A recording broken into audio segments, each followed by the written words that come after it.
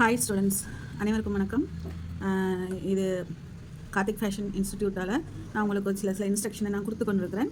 இன்றைக்கி நாங்கள் பார்க்க போகிறது வந்து துணியோட தன்மை, அதாவது துணிக்கான டேர்ம்ஸ்ன்னு சொல்லுவாங்க. துணிக்கு ஃபேப்ரிக்கிட எப்படி நெசவு செய்யப்படுதுன்றதை நாங்கள் இங்கே பார்க்க போகிறோம். சரியா? இப்போ இதுக்கு ஒரு 2 நூல் போகணும் இல்லையா? நெசவு செய்யும்போது இப்படி ஒரு நூல் ஒன்று போகும், இந்த வாட்டத்தில் ஒரு நூல் ஒன்று வரும்.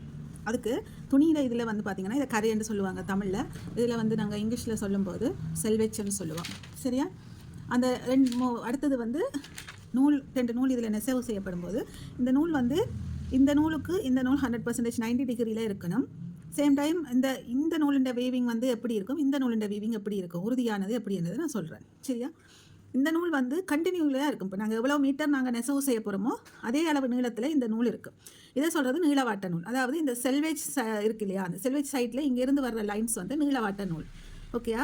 இந்த செல்வேஜுக்கு வந்து 90 டிகிரியில் இருக்கிறது க்ராஸ், அதாவது குறுக்கு வாட்ட நூல். இதை வெஃப்ட்ன்னு சொல்லுவாங்க, இதை வார்ப்ன்னு சொல்லுவாங்க. Warp, weft. ஓகே, 2 சொல்லுக்கு இடையிலான வித்தியாசத்தை நீங்கள் நிறைய இடங்களில் சர்ச் பண்ணி பார்த்தா தெரியும். என்னால் முடிஞ்சதை நான் இங்கே உங்களுக்கு சொல்லித்தரேன். அவ்வளோதான். இதில் இந்த நூலுக்கு இது தொடர்ந்து கண்டினியூஸாக வரதால் இந்த நூலில் நம்ம லென்த் வைஸ் இருக்கிற நூலில் ஸ்ட்ராங்காக இருக்கும். ஓகே, ஸ்ட்ராங்கான தன்மை இருக்கும். குறுக்கு வந்து இந்த நூல் வந்து இங்கே என்ன செய்யணும்னா இந்த எட்ஜில் வந்து இப்படி டேர்ன் ஆகி திருப்பி இப்படி போயிடும். ஸோ இந்த நூலில் ஸ்திரத்தன்மை கொஞ்சம் குறைவாக இருக்கும்.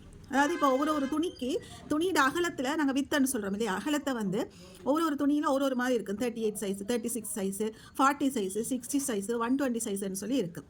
இப்போ இந்த துணியோட அகலம் கூட இங்கே இந்த செல்வேஜ்லேருந்து ஒரு செல்வேஜ்லேருந்து அடுத்த செல்வேஜுக்கான தூரம் கூடைக்க இந்த குறுக்கு நூல் நெசவு ஸ்திரமாக இருக்கும், அதாவது கட்டியானதாக இருக்கும். ஆனால் இந்த குறைவான தூரம் இருந்தால் 36 வித்து சாதாரணமாக நாங்கள் வாங்குகிற லைனிங் துணி, மற்ற 2x2 துணின்னு வாங்குறோம் இல்லையா, அந்த மாதிரியான துணி அதுகளில் வந்து இந்த குறுக்கு நூலோட நெசவுத்தன்மை வந்து ஸ்திரத்தன்மை வந்து ரொம்ப குறைவானதாக இருக்கும். ஓகேயா? இதை செல்வேஜ்னு சொல்லுவோம். துணியிட கரைப்பகுதி இது குறுக்கு வாட்டம், இது நீளவாட்டம். ஓகேயா? இதுதான் நம்மளுடைய துணியிட. நம்ம துணியை வந்து வெட்டும்போது யூஸ் பண்ணும்போது நிறைய சிக்கல்கள் இருக்குது. இது வந்து நீளவாட்டம் இந்த மாதிரி வர்றது குறுக்கு வாட்டம். இதில் 90 டிகிரியில் இருக்கணும்.